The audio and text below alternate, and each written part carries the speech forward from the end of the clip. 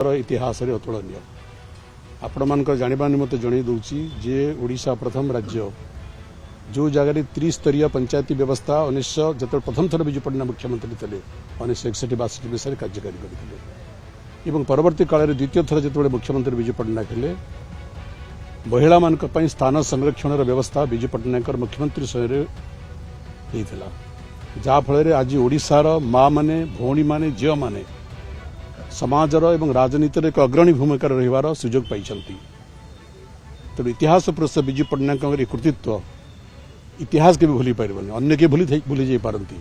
किंतु इतिहास के भूली पारबनी ओडिया जाति के भूली पारबनी पंचायती राज व्यवस्था को सशक्त करने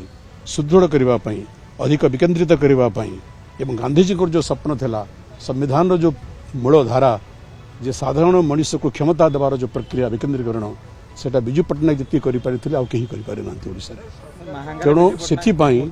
पंचायती राज दिवस जन्मदिन में पालन करा 1993 मसीह पालन करा परवर्ती काल कांग्रेस सरकार भी आसिले 1995 पर जानकी बाबू मुख्यमंत्री हेले से बरकरार रखिले परवर्ती काल अन्य जो सरकार मैंने आसिले से बरकरार रखिले।